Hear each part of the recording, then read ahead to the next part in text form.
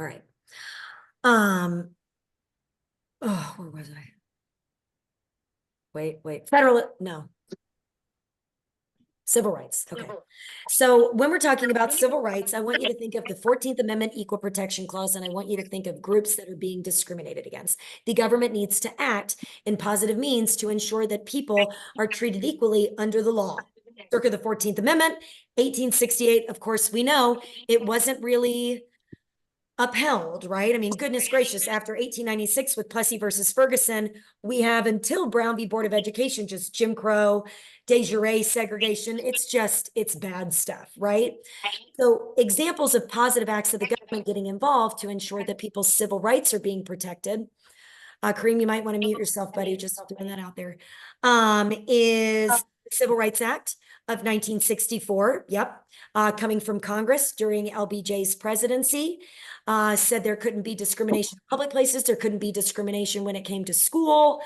And then later on, that will be amended in 1972 with you cannot discriminate based on sexes in school with these Title IX educational amendments to the Civil Rights Act. Also, this Voting Rights Act of 1965. These are great examples of ways that the government gets involved to ensure that people are being treated equally under law. You could kind of connect this to the idea of equality of opportunity, one of our core values, right? Okay. You can also mention social movements, civil disobedience, the letter from Birmingham jail, Cesar Chavez. College Board loves to ask about Cesar Chavez and connect him to MLK. You guys saw those questions on the practice exam, right? There we go. Couple thumbs. Okay. Yeah, because it was there. Okay. Things to keep in mind when it comes to civil liberties, you're looking at anything in the Bill of Rights. So the first 10 amendments. Thanks, guys. So think of free speech, think of free press, religion, assembly, petition, the right to bear arms, no search and seizure without a warrant, no cruel and unusual punishment, all that stuff. What's wrong? Amendments Where 1 are you? through 10. Right here. That's going to be civil liberties, okay? The government protects those, but of course, remember the Bill of Rights as it was originally written just pertained to the federal government. So it wasn't until we started extending those rights to the states through the process of selective incorporation, that gradual application of the protections for our civil liberties against federal encroachment, also to state encroachment. That starts in 1925 with the case Gitlow v. New York. But you don't need to worry about that. You just need to be able to identify that Gideon v. Wainwright is an incorporation case, incorporating the right to counsel from the Sixth Amendment, which is a civil liberty. And McDonald v. Chicago is an incorporation case, extending the right to bear arms to also state governments through the Due Process Clause of the 14th Amendment, which says no state can deny a person's life, liberty, or property without due process of law. No state. And liberty is the right to bear arms. Liberty is the right to the counsel. So the states can't do that. So I hope that helped. Did that help reviewing civil liberties and civil rights? Okay, I'm going to keep going in the comments. Let's see here. Can I review the bill to a law process and different votes Congress does for different things? Yes, I can. Okay, so something to know about the legislative process. This is something that Madison referenced in Federalist 51. Remember, in Federalist 51, Madison says, the first thing we've got to do with this government to, protect your liberties, to safeguard against tyranny, is we've got to first divide the entire government. So they split it into federal government and state governments, right? That's federalism, right? Division of power. Then we've got to separate the power into 3 branches, which exist at the state level and the federal level. And then we have checks and balances. And we talked about checks and balances. Presidents can veto laws, Congress can override the veto, so on and so forth. But Madison also referenced in Federalist 51 that the legislative branch was the most powerful branch as it was designed to be because it's the most representative of the people. Remember, the House of Representatives is the truest representation of majoritarian popular democracy, meaning what the people want. Okay, so to ensure that the Congress doesn't get too powerful, we're going to create an intra-branch check. So here's an example of that. In order for a bill to become a law, It has to pass in the exact same version in both the House and the Senate prior to going to the president. So typically a bill is introduced in either chamber and it goes to its appropriate committee. They hold hearings, they have markup where they change it up. Remember, if a bill doesn't make it out of the committee because it's a bad idea, they pigeonhole that thing. Sometimes members of Congress to grease the legislative wheels, because remember, lawmaking is cautious and deliberate. To grease the legislative wheels, they will add in special pet projects and money for those pet projects called pork barrel spending. All right, so that's something that would be added on, say, to convince, Representative McCormick to pass something that maybe he wasn't going to initially, if he gets money for Lockheed, or if he gets money for some sort of thing in Marietta or in Forsyth County, and he's like, okay, we're going to open up a museum. I'll sign on to this. But once both chambers have agreed to the bill and it's kind of similar, then they meet in those conference committees, right? Those conference committees, that's where they iron out the differences in the bill before they send the conference report back to both chambers for the vote and then on to the president. A couple committees I would know if I were you. I would know, number one, the House Rules Committee, which is in the House, shocker. The House Rules Committee exists to manage the flow of traffic. Because remember, there's so many people in the House of Representatives. There's 435 voting members, and they all want to pass legislation because they all want to look like they're doing a good job for their constituents so that they can get reelected. Remember, representatives are more likely to be delegates, meaning they're going to do what the people want. They're there as a delegate of the people, than senators are, who are more likely to be trustees. I would also, and so the speaker can't manage everything by themselves. So they have the House Rules Committee to serve as a traffic cop to manage the flow of bills in the House. The other committees I would know for the Senate are the Senate Judiciary Committee.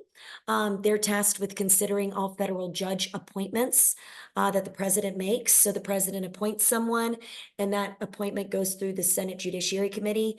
And typically they hold hearings in more like high-level cases. So like an appellate court judge or a Supreme Justice. District court judges, it's not that involved. And then finally, the only other committee I would really reference myself would be the House Ways and Means Committee. The House Ways and Means Committee is the oldest committee in Congress. It exists in the House because the House is the truest representation of the American public, and this is where bills for taxation are considered. So remember that line of the Declaration of Independence, no taxation without representation, something that was echoed by MLK, in a sense, in the letter from Birmingham jail. So they're the ones who deal with tax stuff. Okay. And then the different votes Congress does for things. Are you talking like majority and supermajority? Is that something you guys want to go over? Staring at a bunch of blank screens. Yeah. Okay. All right.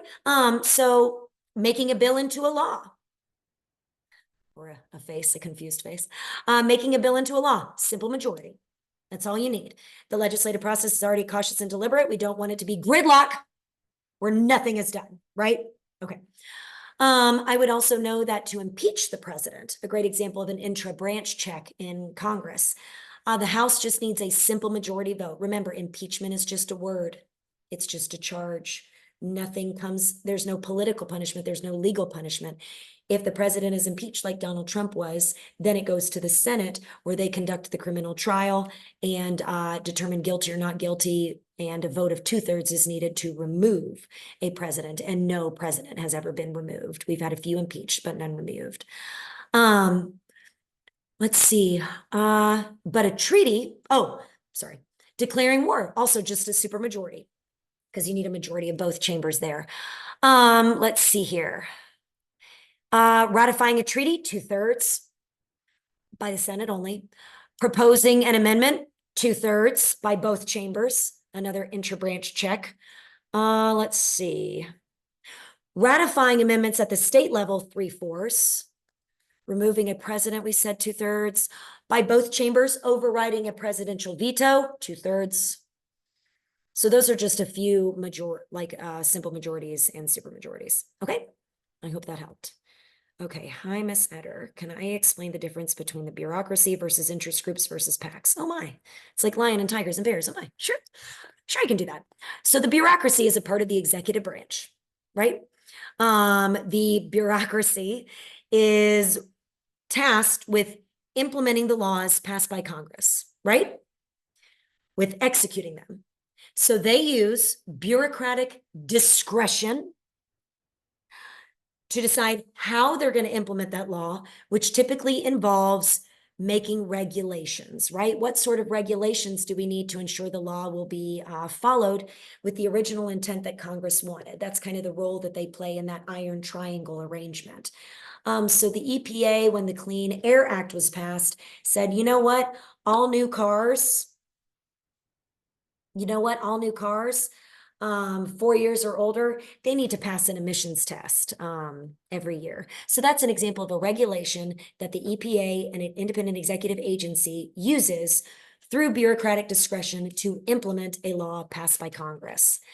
Interest groups. The main goal of political parties is to get elected. The main goal of interest groups is to influence policy. So, PETA, the People for the Ethical Treatment of Animals, they're going to be very interested in, what Heimler's history talked about in that video on interest groups, passing regulations against balloons, because so many balloons end up in the ocean and they can be bad for wildlife. Maybe PETA would like to see big companies use reusable straws instead of plastic straws. And so they come up with some sort of tax incentive for companies if they can prove that they're doing that. So that's something that interest groups focus on, influencing policy. Their major way to do that is they form political action committees within their interest groups that are limited in how much that they can give to candidates. It's $5,000 per candidate per election. And of course, they can directly talk to the candidate when they're doing that, although it's unlikely that the candidate will directly talk to them. Somebody in their campaign will. Super PACs are unlimited, though. Super PACs are made up of those corporations and unions that were found in the Citizens United ruling to have rights that people have, right? Definition of corporate personhood was extended. So if donating money, if spending money on an ad at any point in an election, that's their speech, then we can't limit them. But since they have so much money, they can't coordinate directly with the candidate. So I hope that helped with the bureaucracy, interest groups, and PACs. And another way the interest groups really work on influencing policy is they use lobbying. Lobbyists who meet with members of Congress directly, who meet with members of the bureaucracy directly, to try and influence policy that's going to come out of Congress, right? The NRA really wants to see less gun restriction. Their lobbyists will meet with all sorts of Republicans to try and make that happen. Okay, I'm going to keep going down my chat here. Can I explain and give examples of formal and informal powers of the president? Yeah, sure, you bet. So formal powers of the president, here's a few that I would know. Remember, formal and expressed, those are the same thing, right? Formal and expressed, that's the same.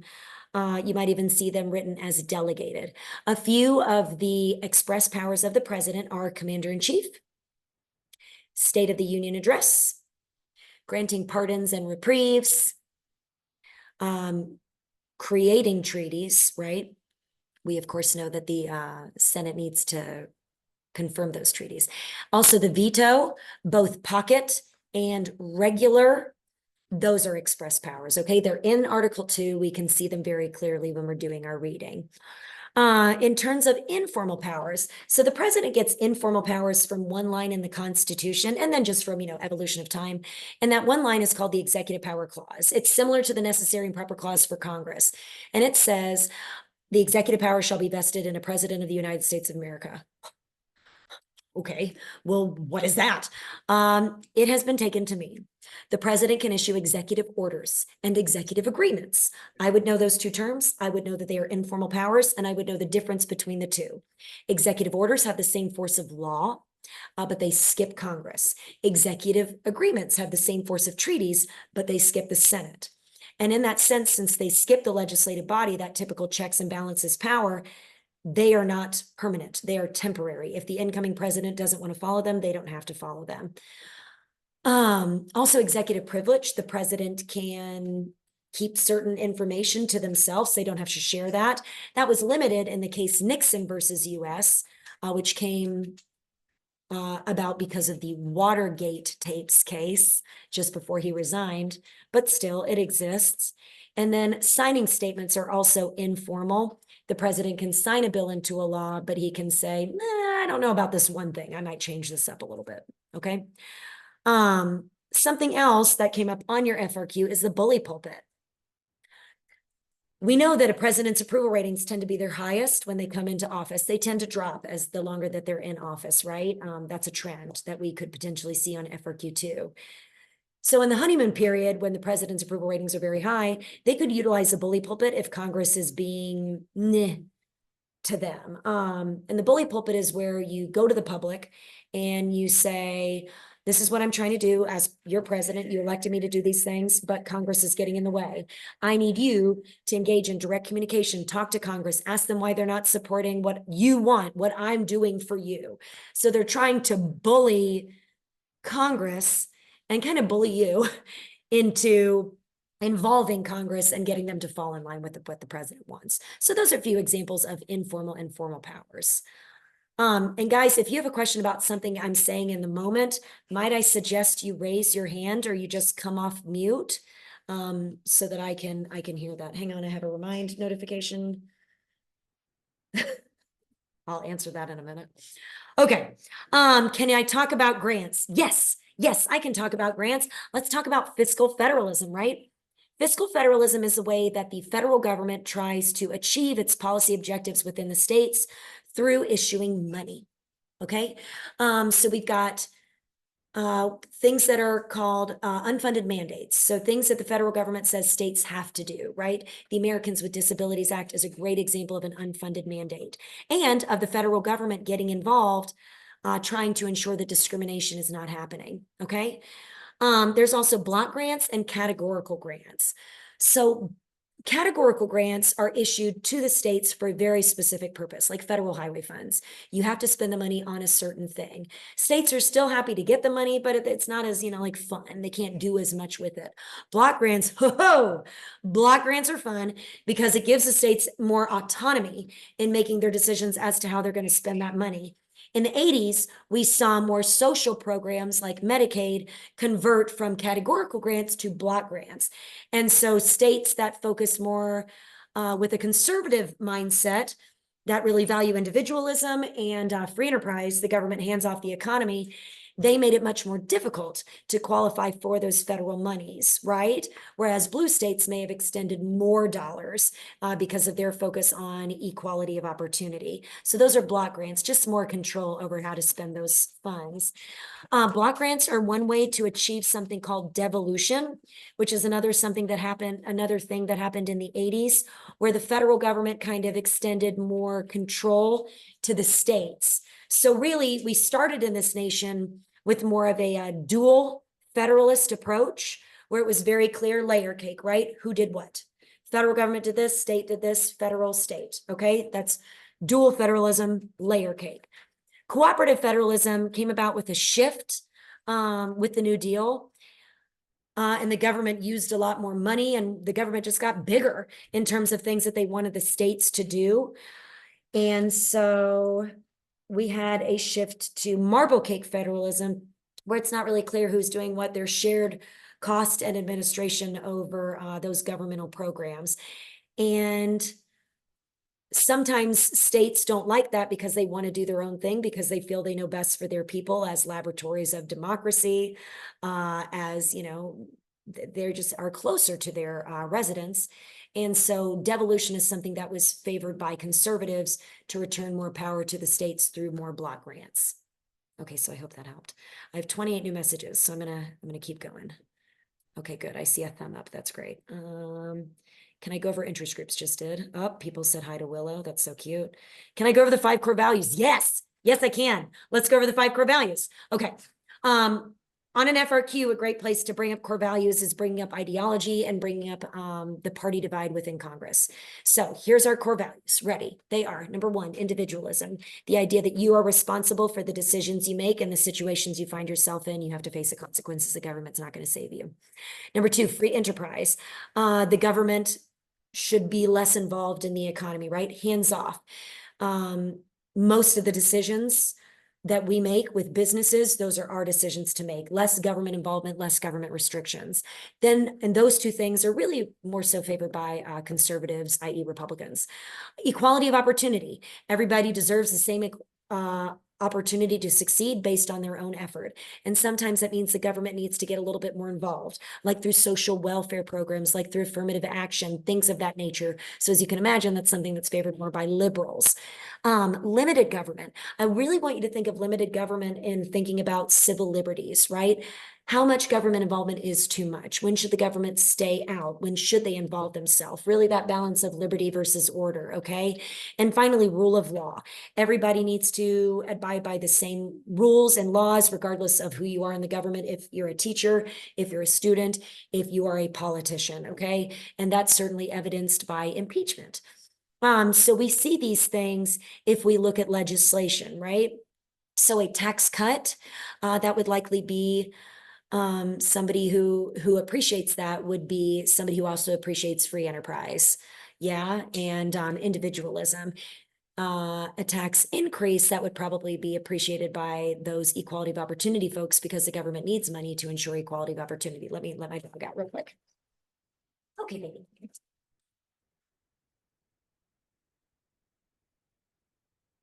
Okay.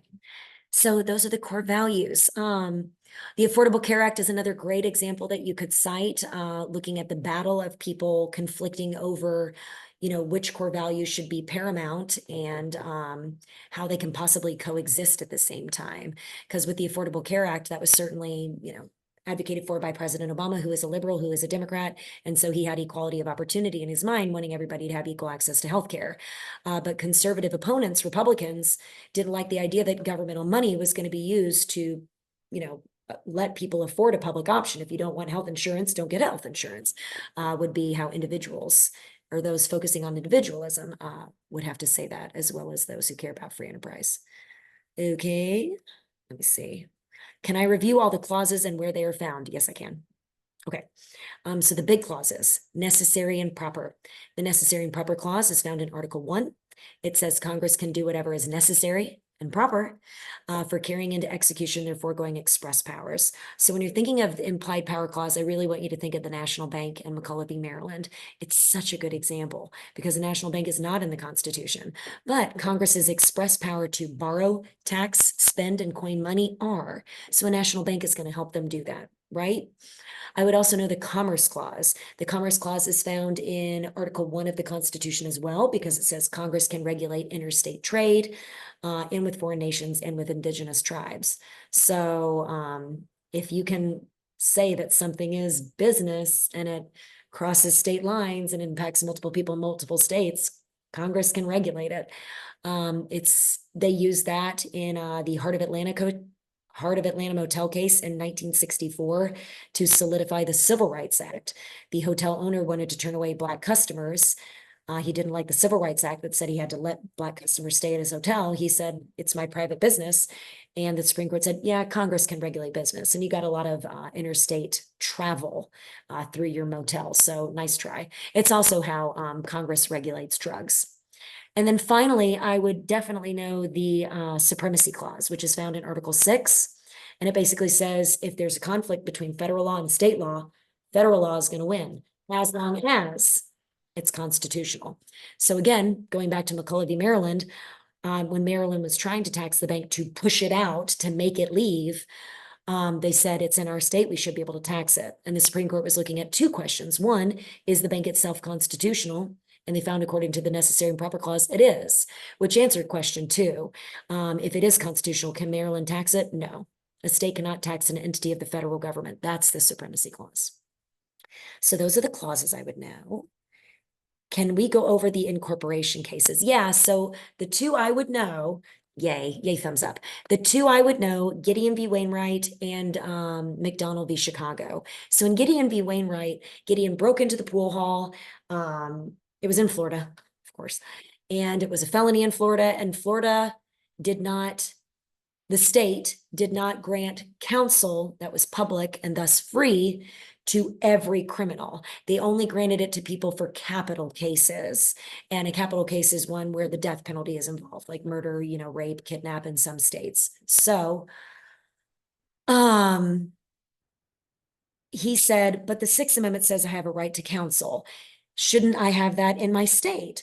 And in the 1940s, a case reached the Supreme Court where said, no, you shouldn't have to have that in your state. That interferes with state laws. That interferes with reserve powers, which are derived from the 10th Amendment, right?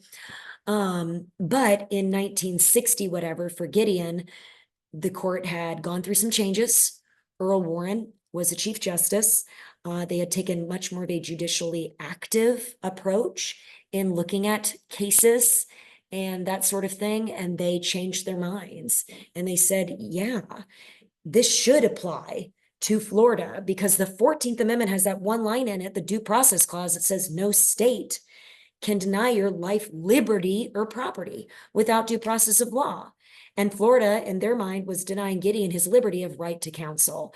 And so they used the incorporation clause of the 14th Amendment or the due process clause of the 14th Amendment to incorporate that portion of the Bill of Rights. And by the way, you might see incorporation referred to as the selective incorporation doctrine. That's what it's talking about. And in McDonald, it was really interesting because the Supreme Court hadn't found that the Second Amendment protected an individual right to bear arms. They had protected a collective right, like a militia, but not an individual right. So McDonald was 2010, but in 2008, there was a case, DC versus Heller, where DC denied Mr. Heller a handgun, and he said, this is ridiculous. I mean, you should let me own a weapon so I can defend myself. And the Supreme Court agreed and said the Second Amendment did protect that. But the reason why DC versus Heller did not incorporate the Second Amendment is because it's in Washington, DC. DC, right? So basically, DC is a federal territory. And so, sorry, Maggie. And so the Bill of Rights, pertains to the federal government, and DC is controlled by the federal government. So there you go. So Mr. McDonald, 2 years later, filed his case, or actually the day that the DC decision came out, by the way, but it's just trivia. He wanted a handgun for self-defense. Chicago said no. The Supreme Court used DC versus Heller as precedent, and bada bing, bada boom, here we go. Selective incorporation. Okay, this next one is, can I review Brutus 1 in the Federalist Papers? Listen, I can, but that would take the entire rest of the Zoom. So I'm going to do it very quickly, and I will do it again tomorrow morning if you guys want me to. Main point of Brutus 1, state sovereignty is better. Small republics better protect the people. They better safeguard against liberty. You're unlikely to have one faction rise up and take control. The people know the government better. It won't be able to get away with anything. And this new constitution is too strong, and it will swallow up the state governments. The necessary and proper clause leaves them no room to grow or make laws. This new central judicial system is going to oppress our state governments or courts and rule over them all the time. It's just bad. It's bad. Vote no. Boo Constitution. Federalist 10, 51, 70, and 78 pick apart Brutus's argument and the subsequent 15 other anti-Federalist papers. Main point about Federalist 10 is that factions are going to exist. Divisions within people based on a common idea. They're undesirable, but they're inevitable. And the best way to guard against their ill effect of one rising up and taking control is to have a large republic.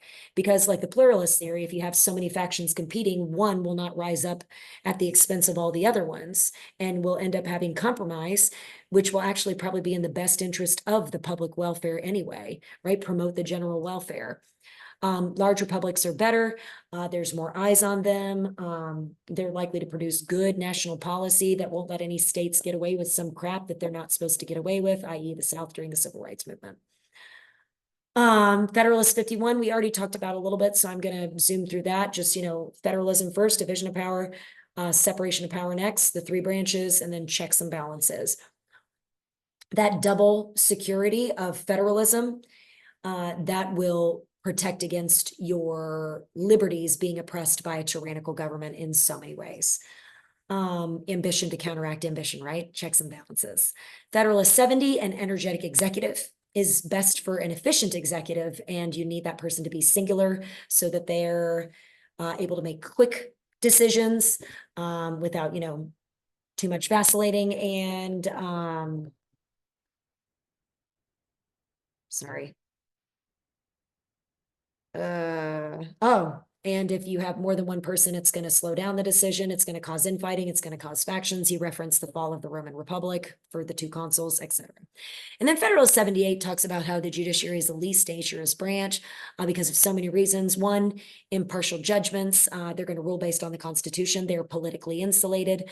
They're not beholden to political parties. They're not beholden to public opinion because they're appointed, not elected, and their appointment lasts life. Their salaries can't be lowered. There's so many things that keep the judiciary least dangerous. No enforcement mechanism. They can't carry out their decisions. Brown versus Board of Education is a great example of that because the Little Rock Nine happened 3 years later and it wasn't codified until the 64 Civil Rights Act. All right, so that's the quickest review of Brutus in the Federalist Papers I've ever done. Stare decisis. Stare decisis means let the decision stand. If a case tries to go to the Supreme Court and the Supreme Court does not grant it writ of certiorari, that means stare decisis, the lower court decision stands. It means there's precedent that they're going to adhere to. Remember, they only hear about 80 cases a year, and between 8 and 9,000 try to go to them. Can I give a brief rundown of all the required cases? Again, that would probably take this entire Zoom. I feel like we've covered McCullough already. What I would know about Marbury versus Madison is judicial review. What I would know about Schenck v. US is that through judicial restraint, the Supreme Court upheld the Espionage Act and said that Charles Schenck's speech of spreading an anti-draft pamphlet during World War I caused a clear and present danger, and thus free speech is not absolute. We already talked. I would know the difference between Yoder and Engel. Wisconsin v. Yoder is a nope. Free exercise clause. Let the Amish freely exercise their religion. State compulsory education laws do not trump free exercise of religion. Engel v. Vitale, an optional school prayer that happens every day is unconstitutional because that's an entity of the government, a school, showing preference towards religion. Baker v. Carr and Shaw v. Reno, those are two civil rights cases involving gerrymandering. Baker v. Carr set the precedent because it said that gerrymandering cases were justiciable and the Supreme Court could look at them because it likely involved a violation of the Equal Protection Clause, right? There was probably some discrimination going on, which was happening in Baker v. Carr with Memphis cities, urban areas having one representative and teeny tiny rural areas having one representative. That's called malapportionment. Shaw v. Reno was where majority minority districts were created as requested by the federal government, but they ended up segregating voters based on race, and a group of white citizens complained and said that violated the Equal Protection Clause, and the Supreme Court agreed with them. We went over Gideon, we went over McDonald. New York Times Co. v. US. I would know about prior restraint and government censorship and how there's a heavy burden of proof to show that national security is at risk and that the whole reason we have freedom of the press is to keep the government in check. That's the media. It's a watchdog function. They're a linkage institution. US v. Lopez. I would know is not about guns, but it's about the Commerce Clause and Congress trying to regulate guns in schools, saying that it's business. No. Oh, but that's such a good example because if Congress doesn't like a decision made by the Supreme Court, they can, of course, pass a new law. But of course, it's likely that law will get overturned as unconstitutional. But they just added a line to say, if the gun goes across state lines, tying in interstate commerce. You okay, baby? Okay, you can't come over here. There's ice in the fridge and there's water in the fridge. Yeah, but then how am I supposed to do this fucking way? Okay, go that way. All right, guys, sorry. Brown v. Board, I feel like we know. Gosh, I hope we know. Equal Protection Clause had to do with school segregation. So for those SCOTUS cases, let's see, I wrote down that the practice exam asked about 1, 2, 3, 4, 5, 6 of them. They asked about McDonald, they asked about New York Times, and they asked about McDonald as selective incorporation, New York Times for prior restraint. They asked about Citizens United, specifically for money, how speech doesn't have to be pure speech. It can be symbolic speech, like in Tinker v. Des Moines with the armbands, or it can be financial, like political speech, like in Citizens United. Good night, baby. I love you. They asked about Schenck with the clear and present danger test, and they asked about McCullough, whether it was, you okay? Okay, whether it was implied powers or the supremacy clause, okay? So that's a brief rundown of all the cases, but we can do that again tomorrow. Remember, for the SCOTUS FRQ, you need to get background for your required case, what the decision was and why they made that decision. So what part of the Constitution did they use and why was that part of the Constitution violated or not? All right? Okay. Do I have any theories or predictions on what the FRQs will be on? I mean, no, because they've got me before. I always think, well, they won't ask the same Supreme Court case 2 years in a row, but then they did, and it was Citizens United. But the most recent ones have been Citizens United, Gideon, Yoder, and Engel. So we'll see. We'll see. All right, can I review the difference between de jure and de facto segregation? Yes, I can't imagine you'll see it on there. But de jure segregation is like legal segregation, like Jim Crow laws. De facto segregation is things like redlining. It's organic. I'm sorry. It's just a segregation that kind of develops. It's not written down in law the way that Jim Crow and black codes were written down in southern states. Can I discuss, oops, sorry, hang on. Can I discuss affirmative action? You bet.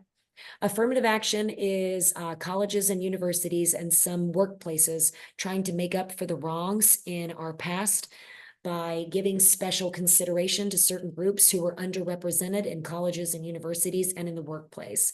So the Supreme Court, until this past year, has typically upheld that affirmative action is constitutional. It's just your methodology that can prove to be problematic. In Bakke, Regents of the University of California versus Bakke, they used a quota system. That's not okay. In another case, like University of Michigan used a point system. So, like people of color were given more points than other individuals. And that's not okay. But of course, most recently in Students for Fair Admissions versus Harvard, the Supreme Court has found that race-based admissions policies are unconstitutional. They would cite that's the government overstepping in terms of equality of opportunity at the expense of other groups, is what the court would argue there. All right, can I do a quick summary of required docs in court cases, please? Already did it. What exactly is an incorporation case? An incorporation case is when the part of the Bill of Rights extends to state governments. It's not just the federal government like McDonald. I feel like we've talked about that. Can I go over foundational documents, please? I feel like we've already done that, but just don't forget the Declaration of Independence, the Articles of Confederation, the Constitution, and the letter from Birmingham Jail or other ones. For the Declaration, I would be sure to note that besides just a long list of grievances, it's not a governing document, it's a political statement, and we can see really Locke's influence on Thomas Jefferson with the social contract theory and with natural rights of man. With the Articles of Confederation, you can really compare it to Brutus I. It's just all about state sovereignty, right? There was no executive. It was too close to a king. There was no central judicial system. It could be oppressive. And the Congress that existed, the Articles of Confederation Congress, was unicameral, one vote per state, and laws had to be passed like 9 out of 13 had to agree. Amendments needed everybody to agree, which is why there were none. And the Congress couldn't tax. They couldn't protect its people. They couldn't regulate trade between the states. It was just doomed to fail. And Shays Rebellion showed that, right? Okay. Let's see here. Oh gosh. All right, foundational documents, got it. I feel like we broke down the bureaucracy and interest groups. Do I need to cover that more, guys? Okay. Okay. Hang on a second. Let's see here. Explicit versus implied power of the president. We did that. Amazing. Key differences between the House and the Senate. Okay. So the House is the truest representation of the American people. There's more of them. They're elected every 2 years. They're more likely to be delegates, meaning vote the way the people want them to vote. They are more diverse body because they are closer to the people. They represent a district, not a state. And they handle matters of taxation. They're also the ones who, if the Electoral College fails to elect a president, if they fail to get to 270, the House chooses. The Senate is a more mature and august body. There's only 100 of them. If Puerto Rico one day becomes a state, we'll have two more senators, but that 435 in the House, that'll remain the same. They have to be older, they have to be a little bit more qualified. That's why they get to do bigger deal things. Like they're the ones tasked with actually removing an impeached president and with confirming federal judges with a simple majority vote and ratifying treaties with a 2/3 vote, that sort of thing. So I hope that helped. Oh gosh. Can I explain the important clauses? Did it? Okay. Can I remind which amendments are the one that give informal powers to the states and the nations? So maybe we're thinking about Amendment 10 that gives powers to the states, reserved powers. Because remember, if something's not set aside for the national government, the states get to do it according to the 10th Amendment. Like education policy, like most marriage laws, like all election laws, as long as their laws aren't discriminatory, right? They can set their own laws. I will absolutely upload this to CTLS. I'm sorry, guys, I'm just trying to read through this. Can I briefly go over exactly what you need to talk about in each FRQ? Yeah, so for FRQ 1, let's see. And if somebody, I tell you what, is there somebody out there that took notes on our FRQs tips that we did in this semester's classes that could post a picture of their note-taking guide to the chat for everyone to see? Mariana, thank you. All right, so Mariana is going to do that. But FRQ 1, you've got 3 parts to it, right? You've got identify, likely, or describe, and then explain, and then explain. And you're just going to be talking about governmental concepts. With FRQ 2, it's 4 parts: identify, describe, explain, or draw a conclusion and then explain. So verbs are very important. Identify is super short. Describe 2 to 3 content-rich sentences with 2 to 3 descriptors. Draw a conclusion means explain why you're seeing what you're seeing. If you're asked to identify a trend, you need to use up or down, increase, decrease, more or less, those sorts of things. And then explain, you always provide an example, right? And then for the SCOTUS case FRQ, I feel like I've already done that. I've talked about that a little bit, what you need to provide for the required case as well as the case that they gave you. So I hope that helps.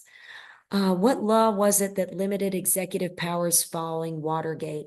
Ooh, the War Powers Act. That's a great question. So if you guys remember, LBJ got a lot of Congress's war-making powers. With the Gulf of Tonkin resolution, he could do whatever he wanted to do, wage a war without declaring war. And Congress didn't like that. So they demanded that the president give those powers back with the War Powers Act, which of course Nixon vetoed. And Congress overrode the veto, one of 3% of presidential vetoes that are overridden.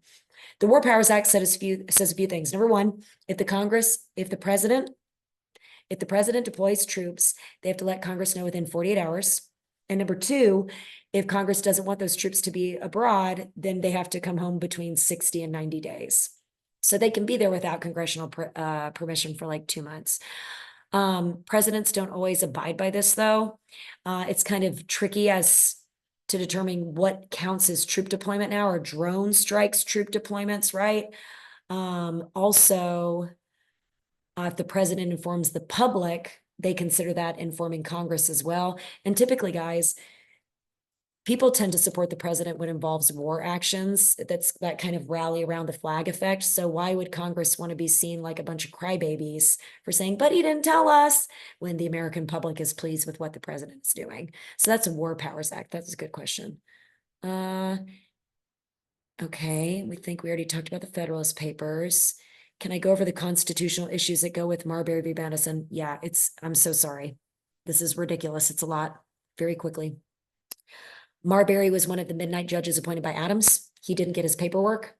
And Thomas Jefferson, a Democratic Republican, comes into office. Marbury says, I want the job. Jefferson says, no, I'm going to give it to a Democratic Republican. And Marbury goes to the Supreme Court and says, you need to tell James Madison through a writ of mandamus to give me my paperwork, because part of the Judiciary Act of 1789, where Congress created the three-tier court system that we have, Supreme, Appellate, District, they said that the Supreme Court can tell government officials what to do by issuing a writ of mandamus.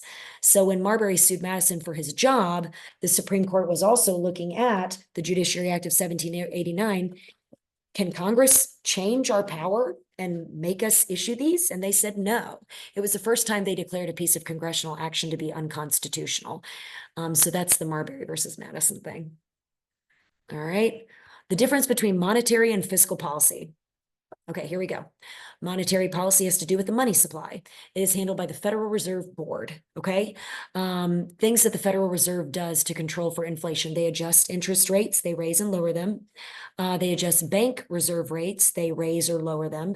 And they also buy and sell government bonds. So if they are selling government bonds, so we the people buy government bonds, the government is taking money out of the economy in an attempt to lower inflation, right? That's the Federal Reserve Board, that is monetary policy, and they are politically insulated through long terms as well.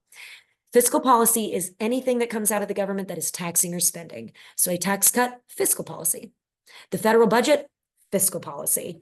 Medicaid, Medicare, Social Security, fiscal policy. By the way, those three things that I just said, biggest part of the federal budget, mandatory spending, entitlement programs. Okay? I hope that helped. What is it when the government requires states to build something but doesn't give them a grant to do that? That's an unfunded mandate. Okay, for the FRQ, can the chart question be a graph or a political cartoon? No, it'll be a chart. It'll be something with data. But FRQ1 could be a political cartoon. And we did see a political cartoon on the practice exam, didn't we, guys? Okay. Can I please go over all the amendments you need to know?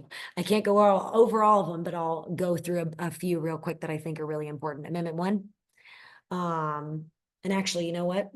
On your practice exam, they asked you about Amendment 1, Amendment 4, Amendment 5, and Amendment 6 and 14. So for the First Amendment, you need to know religion, establishment clause, and free exercise clause. You need to know speech, you need to know press, you need to know assembly and petition.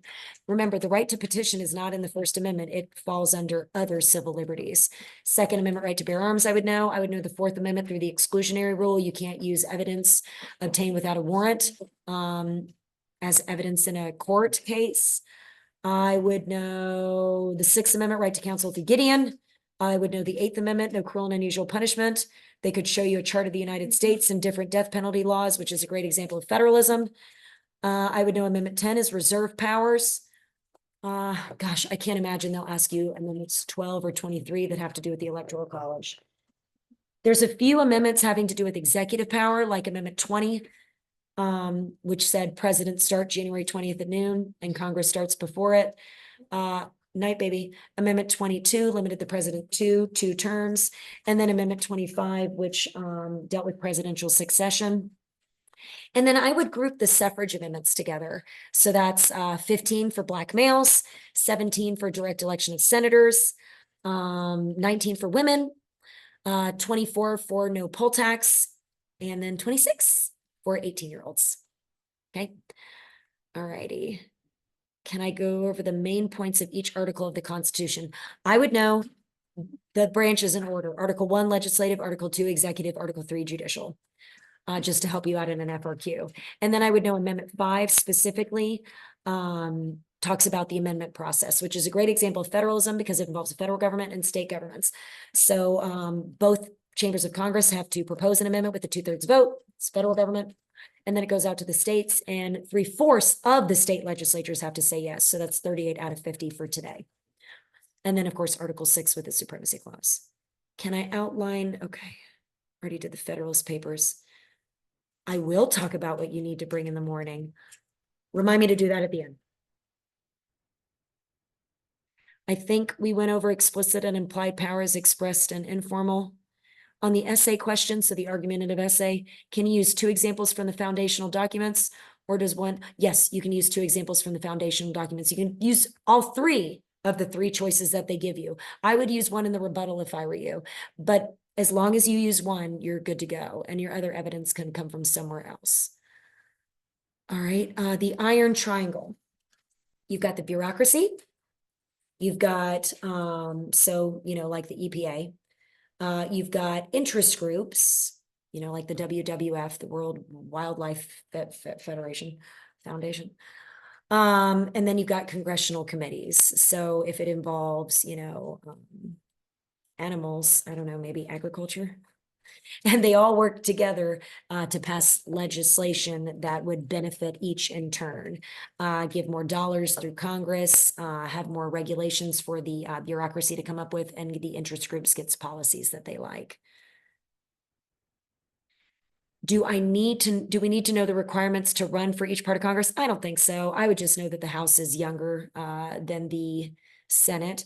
I will tell you guys, though, for those of you who did the practice exam, the last few questions were big questions looking at differences between political parties and interest groups, and they gave you 4 choices, and you had to guess which of those 4 choices had something true for political parties and true for interest groups. And there was also one of those for checks and balances for the president and the legislative. There was also one for major and minor parties. And so there might be one for the House and the Senate. So if you just know that the House is less stringent in terms of qualifications, you should be okay. Okay, can I describe horse race media? Yes, because it will likely be on there. And then I'll tell you the vocabulary that I read in the practice exam in just a minute. Horse race journalism is the media at its worst. They're supposed to educate, they're supposed to inform, and all they do is they tell us who's ahead of who and focus on the drama. It's ridiculous. It kind of helps allow for candidate-centered campaigns, which have the effect of making the party less important, which, might be okay. But people can only talk about personal characteristics. They can't really talk about what the candidates stand on. So horse race journalism, just think of the Kentucky Derby. Who's ahead of who? Who's ahead of who? Is it Mystic? Whatever horse won.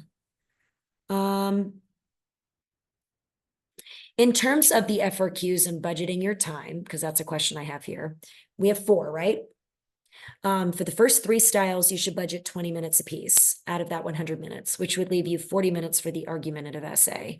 And again, for the argumentative essay, guys, the thesis is king. And I really would channel your 6th grade self, and I would write, what for our example, what was it? The federal government is more efficient at ensuring educational opportunities for all students because the federal government has blank and blank. That's what I would do. And then body paragraph 1 should cover point 1 in your thesis. Body paragraph 2 should cover point 2 in your thesis. You should have at least 1 piece of evidence for the first part of your thesis, at least 1 other piece of evidence for the second part of your thesis, and at least 1 of those pieces of evidence needs to come from the 3 foundational documents they're giving you.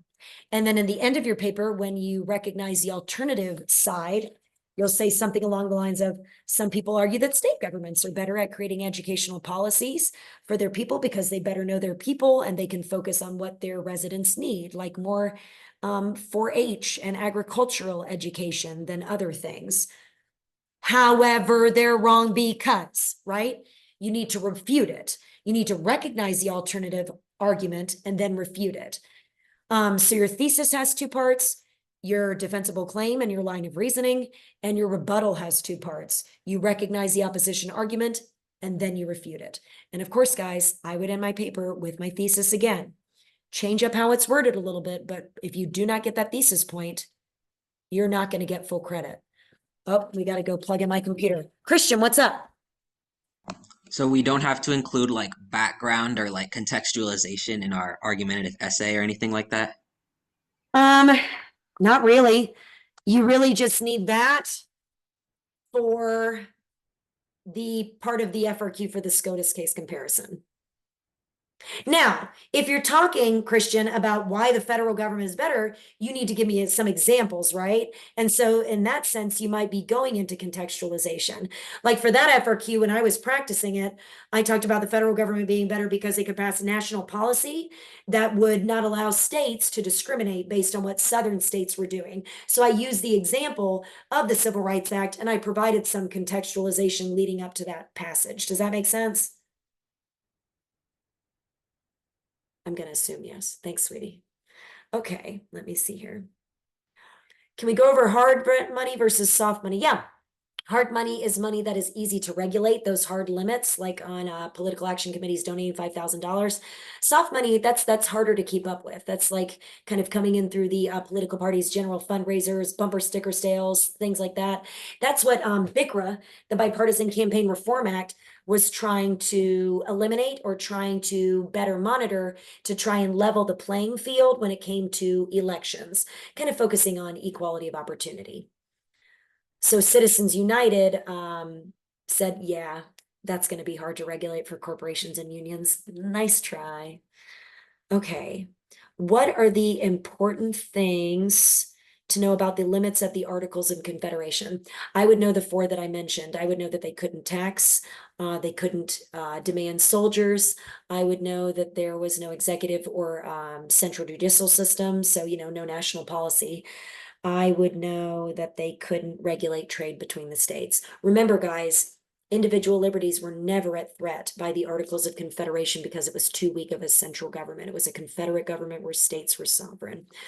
Okay, I have a question. What are some examples of checks and balances between the branches? Okay, presidents can veto a law, Congress can override the veto. Supreme Court can declare the law unconstitutional through judicial review.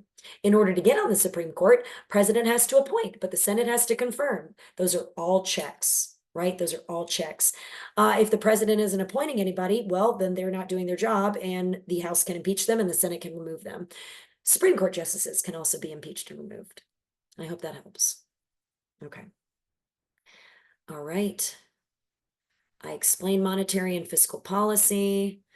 Ooh, concurrent powers. Yeah, let's talk about concurrent powers. Those are powers that both the federal and the state government have, like the power to tax, the power to establish court systems.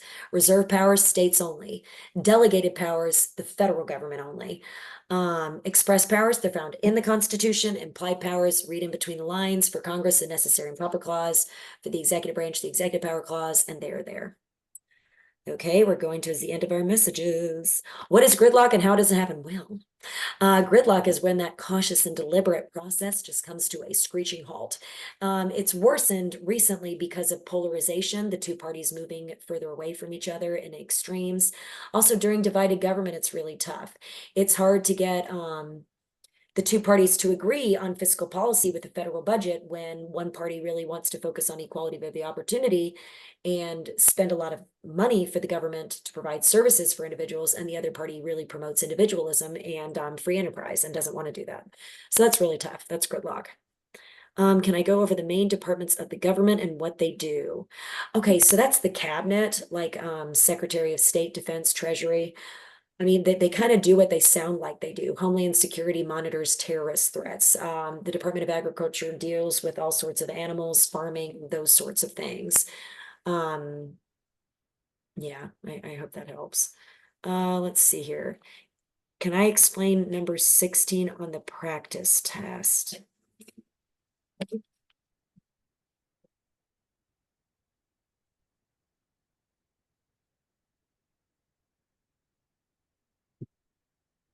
Yes, I can. All right. And guys, I am gonna have to go soon. Don't hate me. Okay, number 16.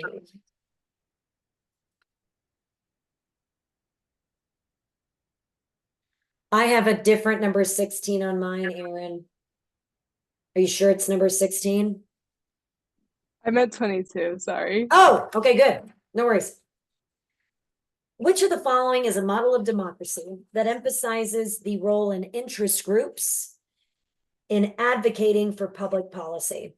Okay, so it's not participatory democracy because they're advocating for public policy. If it talked about giving the people an opportunity to join like-minded individuals, that would be participatory democracy. But since we're advocating for public policy, that should get you to think, oh yeah, there's so many interest groups competing for control of the policy agenda. No one is going to rise up and control all the rest and dominate with oppressive policy. We'll likely have centrist positions that prevail. And so that's pluralism. Does that help? Yes, thank you. You're welcome, babe. Okay, let's see here. We got 9 more questions. Can we go over the different kind of grants? We can do that very quickly again, because we already did. But categorical grants have a specific purpose. Block grants, there's more autonomy for the states. That's why they prefer them. Block grants allow for devolution to take place, having the states having more control over things that are being done in the government. It's something that's favored more by conservatives. Okay, we have a question. Okay, so I have a person who sent me the FRQ notes on Remind, so I can send that out to you guys with their permission. And a single sheet summary of the amendments. Sure, Pumpkin. Okay. Do we need to know the different leaders in Congress, like the whips and the president pro tempore? I just don't know. I mean, it's good to know that leadership it all comes down to party, right? Like which party has control. I would know that the Speaker of the House is the most important person in the House of Representatives, and the majority party leader is the most important person in the Senate. Recognizing that whips are their assistants, that's good to know. And the president pro tempore, the temporary president, I just don't know if they're going to ask you things that are that small. But remember, you can always refer to those things with your knowledge in an FRQ. You always can. But we might see questions like that if it asks about number 25, the order of succession. All right, I got a couple more here. The pocket veto is explicit. So listen, any veto is expressed, regular and pocket. The line item veto is denied. Okay, that's only governors, only governors. What exactly causes polarization? I mean, I think that's more of like a deeper conversation, over coffee for like 2 hours.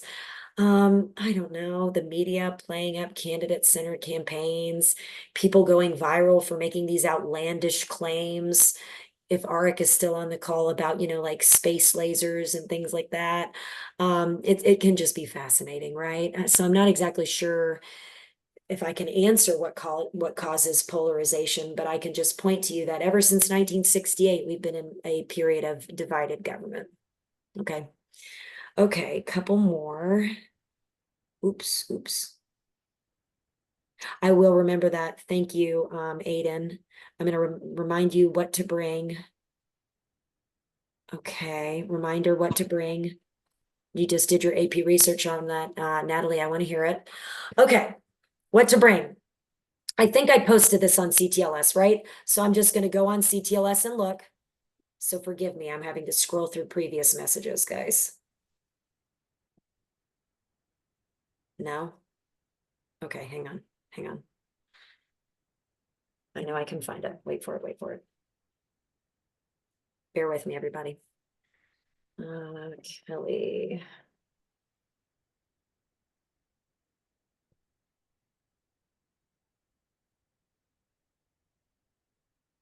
Okay. So, your morning test arrival time is 7:30 to 7:45. We'll probably start walking over there at 7 to the new gym. Students should not have, get ready guys, electronics, phones, AirPods, headphones, and watches. So if you have your phone on you, you're gonna have to either go back to your car or you can leave it in my room. Large metal strawed bottles. All right, so no Stanley Cups, guys. Hoodies, no hoodies. Nothing covering your ears and head. No stopwatches, no scratch paper, no notes, no study guides. Okay. Students should have number 2 pencils, black and blue pens, calculator. You do not need one for this. Your ID, a water bottle, and a snack. Okay. And we are meeting at 6:45 in Skylight, not in my room, in Skylight. Please come. I have a present for you. Before you go, I'm just going to run through a couple of things that I saw in the practice test that you might want to take note of. So if you want, turn on your phones and record what I'm getting ready to say because I'm going to fly through it. Ready?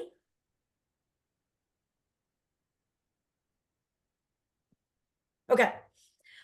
The vocabulary that I saw: ideology, conservative or liberal; pork barrel, having to do with legislation; selective incorporation; congressional oversight, typically through like calling agency heads to testify, messing with agencies' budgets. I saw delegate, trustee, and politico. I saw civil disobedience in reference to the letter from Birmingham jail, MLK, and Chavez. I saw the Iron Triangle. I saw a necessary and proper clause. I saw linkage institutions, horse race journalism, rational choice voting, prospective voting, and retrospective voting. I saw the exclusionary rule for the Fourth Amendment. I saw executive orders, why the president might use that. I saw concurrent powers. I saw the electoral college. I saw the winner take all system. I saw single member districts. I saw gridlock, generational effect, Miranda v. Arizona, referencing the Fifth and the Sixth Amendment. And some things that I thought you guys might want to take note of: which cases are selective incorporation, how political parties help winning elections, utilizing social media, mobilizing younger voters. I made the connection on the test to connect interest groups with pluralism, the amendment process, why federal judges are a big deal, their appointment and their judicial review, issues with polling, ideology connecting to socioeconomic status, Republicans and Democrats with core values, specifically free enterprise and equality of opportunity. I saw examples of federalism, so different states have different laws on the same subject matter. I saw questions on the legislative process, simple majority by both chambers prior to going to the president. I saw an example of the president utilizing the War Powers Act, and I saw charts differentiating between political parties and interest groups, the POTUS and the legislative branch for checks and balances, major and minor parties, and then a lot about the media eliciting negative emotions and candidate-centered campaigns. All right, so that's it for now. I will see you at 6:45. I need you to come onto the computer and wave goodbye to me. I need to see your faces. Wave bye. Bye, Kate. Bye, Anna. Bye, Hayden. Bye, Katie. Bye, Dara. Bye, Mariana. Bye, Haley. Bye, Virginia. Bye, Erica. Bye, Mackenzie. I'm trying to say bye to everybody. Bye, Lulu. Bye, Emily. Bye, Art. Bye, Holden. Bye, Anya. Bye, Sarah. Bye, Katie. Bye. Bye, Kate. Bye, CJ. Bye, Shaw. Bye, Aiden. Bye, Sarah. Bye, Matthew. Bye, Antonino. Bye, Aaron. Bye, Haley. Bye, Nihal. Bye, Lily. Bye, Samuel. Bye, Cole. Bye, Joey. Bye, Aiden. Bye, Samuel. Bye, Bella. What's up, Holden?